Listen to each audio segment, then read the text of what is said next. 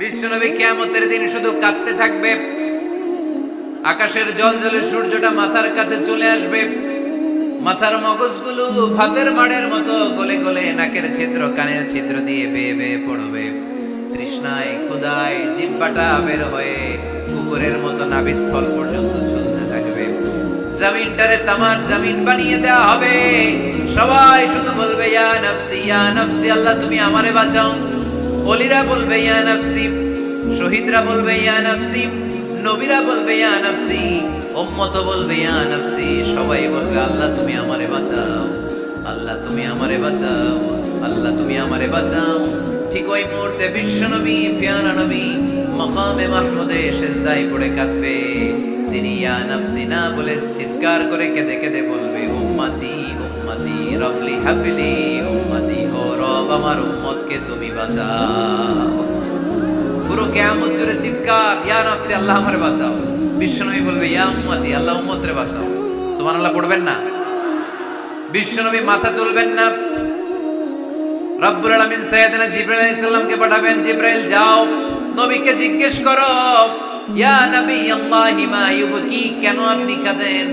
বিশ্বনবী মাথা তুলবেন না, সিজদারত অবস্থায় উত্তরে বলবেন উম্মতি উম্মতি, আল্লাহ আমার উম্মতের কি হবে আপনি বলেন, আমার উম্মতরে আপনি বাঁচান। সাইয়েদনা জিবরাইল এসে বলে ও মাবুদ আপনার নবী বলে উম্মতের কি হবে, উম্মতের কি হবে? আল্লাহ বলেন জিবরাইল আমার নবীরে যে বলো ইন্না সানুরদিকা ফি উম্মাতিক ফালা নাসু। আমি আমার নবীর দুনিয়ার বুকে যখন মন খারাপ ছিল তখন যেমনি মন ভালো করে দিয়েছি, আজকেও আমার নবীর উম্মতের ব্যাপারে এমন একটা ঘোষণা আমি দেব, এই ঘোষণা শুনে আমার নবী খুশি হয়ে যাবে। সারা দুনিয়াতে দুনিয়ার বুকে নবী যখনই পেরেশান, নবীর মন খারাপ, আমি যেমনি মন ভালো করে দিয়েছি, আজকেও এই কিয়ামতের ময়দানে নবীকে এমন ঘোষণা শোনাবো, এই ঘোষণা শুনে আমার নবী খুশি হয়ে যাবে। চিল্লায় পড়তে হবে আল্লাহু আকবার। আল্লাহ তখন বলবে নবী মাথা তোলেন, মাথা তোলেন, ইরফা রাসাক, নবী মাথা তোলেন, সাল তুতা, আপনার কান্না আমার সহ্য হয় না, সাল তুতা, যা চাবেন তাই দেব। ইশফা তুশাফা, যার ব্যাপারে আপনি আজকে সুপারিশ করবেন তার জন্য আমি সুপারিশ কবুল করে নেব। সাউফা ইউতিকা রাব্বুকা ফাতারদা, নবী এমন এমন জিনিস আপনারে দেব আপনি খুশি হবেন। তারপরে নবী খুশি হবেন না, নবী অস্থির হয়ে থাকবেন আমাদের জন্য। একটা পতাকা নিয়ে আমাদের সবাইকে নিয়ে আমার নবী প্যারা নবী জান্নাতের দরজার মধ্যে একটা ধাক্কা দিবেন, করেন আল্লাহু আকবার। জান্নাতের রক্ষী ফেরেশতা বলবে মান আনতা, আপনি কে? বিশ্বনবী বলবেন আনা মুহাম্মদ, আমার নাম মুহাম্মদ সাল্লাল্লাহু। মুহাম্মদ শোনার পরে গার্ড অফ অনার দিয়ে বিশ্বনবীর জন্য জান্নাতের বিশাল দরজাগুলো খুলে দেয়া হবে। আর জান্নাতের ফেরেশতারা বলবে নবী গো, জান্নাত সৃষ্টির পর থেকে আজ পর্যন্ত আমরা দাঁড়িয়ে আছি, কবে আপনি জান্নাতে ধাক্কা মারবেন আর আপনার জন্য জান্নাতের দরজা খুলে দেব। আপনার আগে যেন কারো জন্য জান্নাতের দরজা খোলা না হয়, এ ব্যাপারে আমাদেরকে কঠোর নির্দেশনা দিয়েছে কে? বিশ্বনবী লক্ষ লক্ষ কোটি কোটি উম্মতে মুহাম্মাদীকে নিয়ে সেদিন জান্নাতের ভেতরে যখন ঢুকবেন তখন বিশ্বনবীর মনটারে খুশি করে দিবে কে?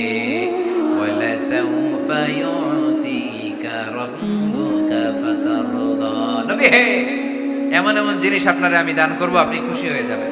তার মানে মন খারাপ হলে নবীর মন ভালো করে কে? জোরে বলতে হবে।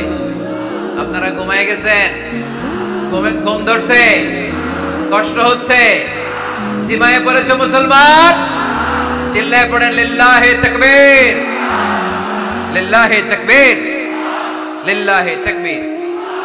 এরপরে নবীর আল্লাহ স্মরণ করায় দিচ্ছেন আলাম ইয়াজিদিকা ইয়াতীমান ফাআওয়া ওয়া ওয়াজাদাকা দাল্লান ফাহাদা। নবী গো, আমি কি আপনার ইয়াতীম পাই নাই, তারপরে আমি কি আপনার লালন পালনের ব্যবস্থা করি নাই? সুবহানাল্লাহ পড়েন। আমার নবী ইয়াতীম হয়ে বড় হয়েছে, জানেন? ইয়াতীম হয়ে লালিত পালিত হয়েছেন। তিনি যখন মায়ের পেটে বিশ্বনবীর বাবাকে নিয়ে গিয়ে তুলে নিয়েছে কে? 6 বছর বয়সে মাকে তুলে নিল কে? দাদা আব্দুল মুত্তালিবের কাছে লালিত পালিত হলেন। 8 বছর বয়সে দাদাকেও নিয়ে গেল কে? এরপরে ইয়াতীম নবী চাচার কাছে লালিত পালিত হলেন। সুবহানাল্লাহ পড়েন। এজন্য আল্লাহ বললেন আওয়া আলাম ইয়াজিদিকা ইয়াতীমান ফাআওয়া, নবী হে, আমি কি আপনার ইয়াতিম পাই নাই? আর আপনারে কি আমি আপনার চাচার কাছে লালন পালনের ব্যবস্থা করে দেই নাই? তো এই ছোট্টবেলায় আপনি ইয়াতিম, আপনারা দেখার কেউ নাই, তখন যদি আমি আপনারা সাহায্য করতে পারি, ওই আল্লাহ এখনো আসিরা নাই? বিপদের কালে আমার নবীরে সাহায্য করে উত্তরণের ব্যবস্থা করেছে যে মুসলমানদের এই ক্রান্তি লগ্নে মুসলমানদের সংকট দূর করার জন্য আমার আল্লাহর রহমত আজও আছে না নাই? পরীক্ষা দিতে হবে, আমাদের পরীক্ষায় পাশ করতে হবে। ওয়ালা তাহিনু ওয়ালা তাহজানু ওয়া আনতুম আ'লাউনা ইন কুনতুম মুমিনিন। ভয় পেও না, নিরাশ হয়ো না, হতাশ হয়ো না, বিজয় তোমাদেরই হবে যদি মুমিন হও। চিল্লায় বলেন ঠিক কি না? আলাম ইয়াজিদকা ইয়াতীমান ফাআওয়া, নবী আপনার ইয়াতীম হিসেবে পেয়েছি, তখন আপনারে আশ্রয় দিয়েছি। তারপরে আল্লাহ বললেন ওয়া ওয়াজাদাকা দাল্লান ফাহাদা, আপনারে আমি দল্লান হিসেবে পেয়েছি, তারপরে রাস্তা দেখিয়েছি। আপনি রাস্তা খুঁজছিলেন। দল্লুন শব্দের অর্থ গোমরাহ, পথহারা, কিন্তু রাসূল সাল্লাল্লাহু আলাইহি ওয়াসাল্লামের ক্ষেত্রে এই অর্থ করা যাবে না। আমার নবী গোমরাহ ছিলেন না, আমার নবী পথভ্রষ্ট ছিলেন না। যদিও অফিশিয়ালি আমার নবী 40 বছর বয়সে নবী হয়েছেন, কিন্তু 40 বছরের আগের জীবনীটাও আমাদের জন্য অনুপম আদর্শ আর নমুনা। চিল্লায় বলেন ঠিক কি না?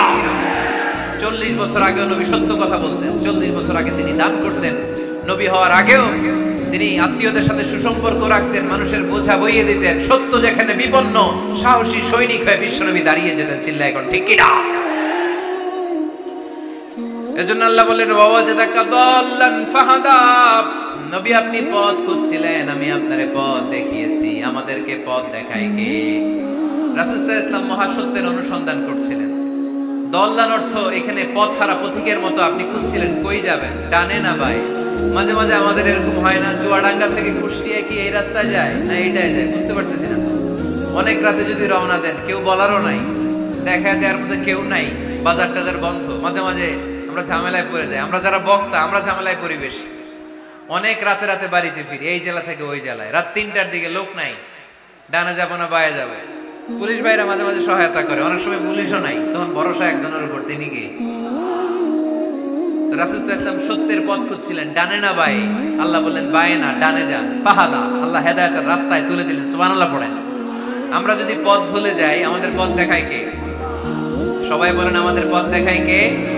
আমি যদি কোনদিন পথ ভুলে যাই, হাত ছানি দিয়ে কাছে নিও, মমতার বন্ধনে আমায় বেঁধে সব ভুল ক্ষমা করে দিও। পড়েন, আমি যদি কোনদিন পথ ভুলে যাই, হাত ছানি দিয়ে কাছে নিও, মমতার বন্ধনে আমায় বেঁধে সব ভুল ক্ষমা করে দিও।